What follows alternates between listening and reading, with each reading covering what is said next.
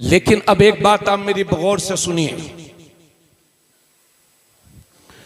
जिन बेटियों को अल्लाह ने रहमत बनाकर भेजा, हमने अपनी उन बेटियों को अपनी बुरी रस्मों के जरिए से और लंबे लंबे शादी के खर्चों से और जहेज की बढ़ती हुई डिमांड से हमने अपनी उन बेटियों को जो अल्लाह की रहमत बनकर आई हैं, उन्हें जहमत बनाने की नापाक कोशिश की है।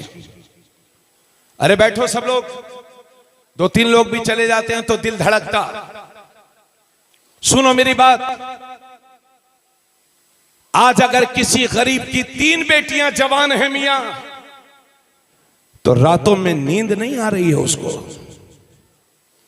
चादर में मुंह छुपा छुपा करके बेटियों से रो रहा है। हजरत, इस्लाम ने तो निकाह को निहायत आसान बनाया था, हमने निकाह को निहायत मुश्किल बना दिया है।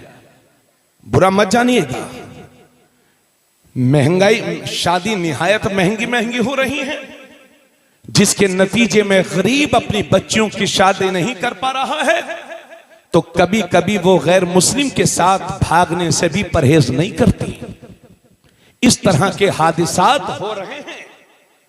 अगर कौम की एक बेटी भागी है तो यह मत समझना कि उसकी भागी है, अगर एक बेटी भागी है तो समझो पूरी कौम की इज्जत का जनाजा निकला है।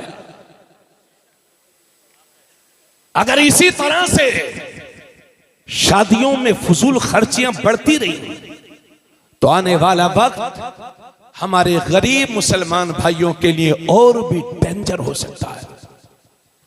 बोलो मैं गलत बोल रहा हूं कि सही बोल रहा हूं? बुरा मत जानिएगा, यहां बहुत पैसे वाले लोग होंगे, अल्लाह वाले नेक लोग भी हैं, शरीफ लोग भी हैं और अच्छे लोग आए हैं। अगर बुरे भी होंगे तो इंशाल्लाह आज की रात की बरकत से अच्छे हो जाएंगे। हजरत, जहेज की डिमांड, अरे ओ जहेज के इंटरनेशनल भिखारी, जिन हाथों को ससुराल के आगे फैलाता है, अगर उन्हीं हाथों को पीलीभीत की जामे मस्जिद के सामने कटोरा लेके बैठ जाए तो तेरा कटोरा भर जाएगा। और जिन हाथों को तू ससुराल के आगे फैला करके अपने मुसलमान भाइयों का तूने जीना दूभर कर दिया है, उन्हीं हाथों को रातों को उठ करके अगर मेरे रब के हुजूर फैला दे तो मेरा रब इतना देगा कि तुम्हारी नस्लों से गरीबी का खात्मा हो जाएगा। 200-200 बराती, 300-300 बराती, 400-400 बराती, और फिर कहते हैं फोन करके समधी साहब से कि साहब बारात की इज्जत में बिल्कुल फर्क नहीं आना चाहिए। तो क्या मुसलमानों, तुम्हारी सारी इज्जतें बारातों में ही रह गई हैं क्या? बोलो बोलो। अगर अच्छा मिल गया तो इज्जत हो गई, और अगर सस्ता मिल गया, कम मिल गया तो इज्जत खत्म। ये मसनूई और बनावटी इज्जतों के चक्कर में ना पड़ो। मेरा रब फरमाता है वलिल्लाहिल इज्जतु वली रसूलिही वलिल मोमिनीन, इज्जत अल्लाह के लिए है, इज्जत रसूलुल्लाह के लिए है, और इज्जत हर कलमा पढ़ने वाले मुसलमान के लिए है। आप तो हमेशा से इज्जत वाले हो, तब फिर इन झूठी इज्जतों में क्यों पड़े हुए हो?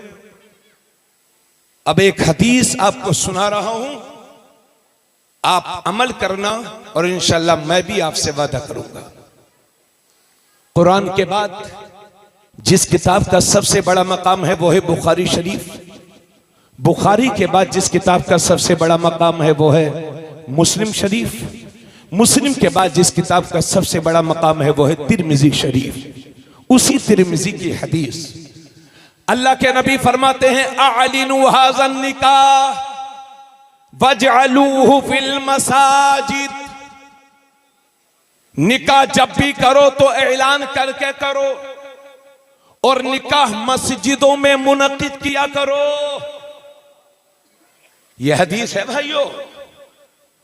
मगर कितने लोग होंगे आप में से जिनका निकाह मस्जिद में हुआ है?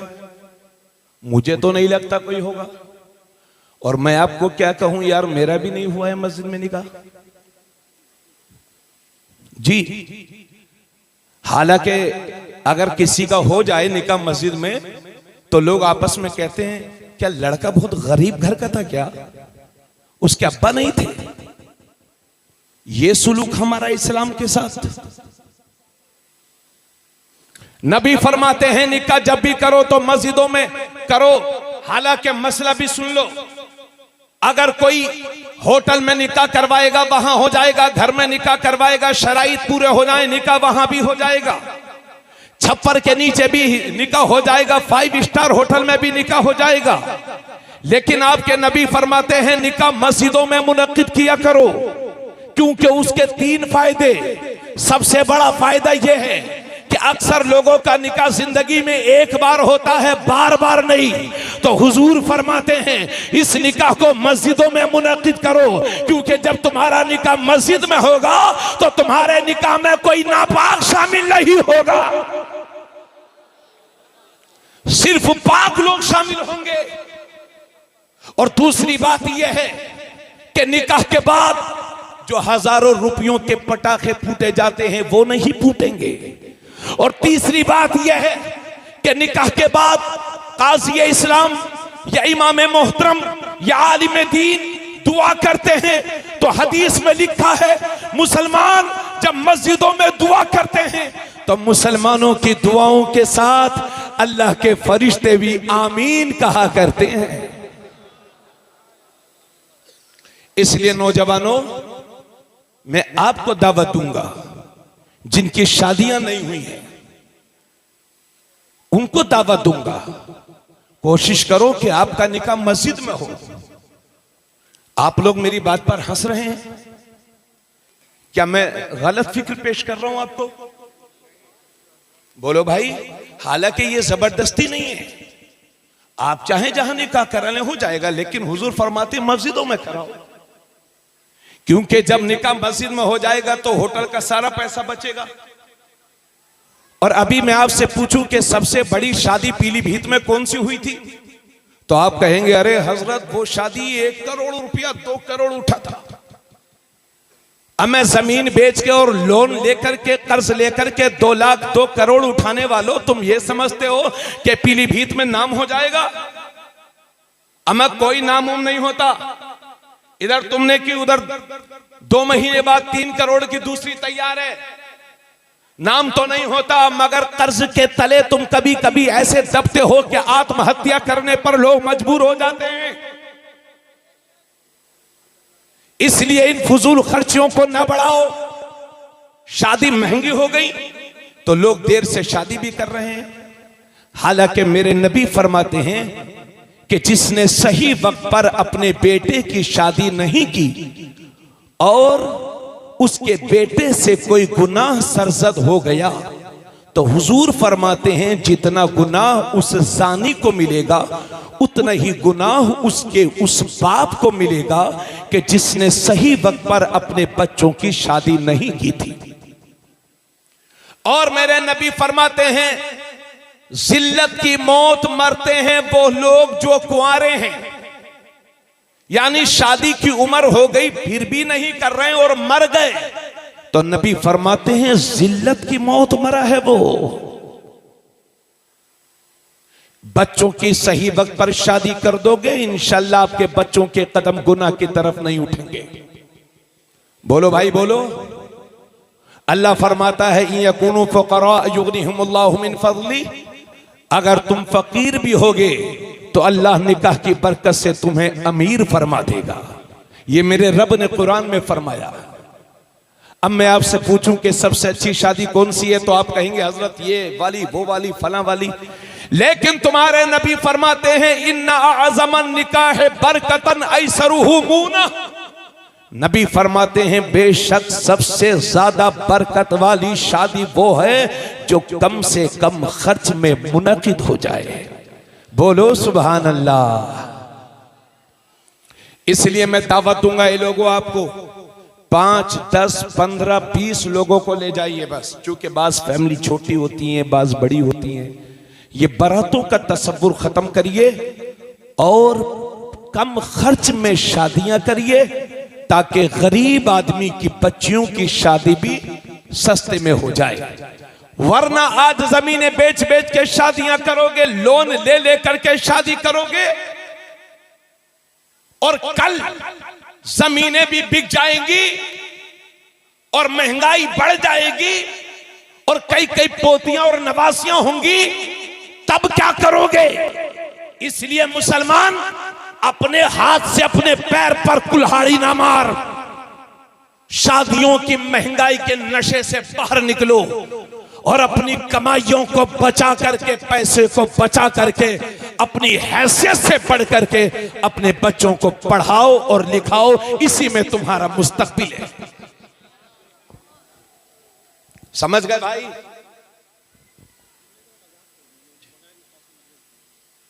हाँ, वो मैं ये कह रहा था, नहीं मैं ये कह रहा था कि अगर उम्र हो गई थी शादी की, बालिग हो गया था लड़का और फिर भी शादी उसकी नहीं की या उसने नहीं की और इंतजार करता रहा, अभी और बढ़ जाऊं और उम्र हो जाए और उम्र हो जाए, उसी हालत में मर गया, तो उसके लिए फरमाते हैं नबी कि वो जिल्लत की मौत मरा है। जो कुंवारा मरा है, उम्र हो गई थी, शरई वजह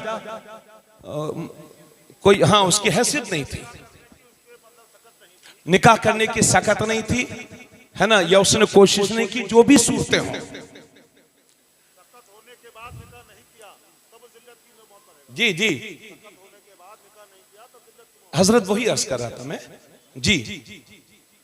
ताकत थी, हैसियत थी, फिर भी शादी नहीं की, शरई, बगैर किसी शरई वजह के ताखीर की, ये लफ्ज मैंने कहा था, इसमें सब आ गया है ना। और हजरत की तरफ से इशारा मिल गया, मजीद वजाहत हो गई। इसलिए सही वक्त पर अपने बच्चों की शादी करो, क्योंकि जब शादी हो जाएगी तो लोग गुनाह से बचेंगे, बच्चे गुनाह से बचेंगे। क्यों भाई, मैं सही बोल रहा हूं गलत बोल रहा हूं, है ना? और आप हजरात को बारात में लेके जाते हैं लोग, आप भी चलिए, आप भी चलिए, आप समझाइए कि ज्यादा बाराती मत लेके जाओ, कम लोग जाओ, निकाह करके अपने घर को ले आओ। इस तरह से आपका पैसा बचेगा और जो पैसा आपका बचे उसे बचा करके रखो और अपनी हैसियत से बढ़ करके अपने बच्चों को पढ़ाओ और लिखाओ। बैठिए थोड़ी देर के लिए, और आखिरी मरहले में है मेरी तकरीर। मैंने कोशिश क्या की थी, लेकिन मैं अर्ज कर रहा हूं, तवज्जो से सुनिए। मैं इसलिए अर्ज कर रहा हूं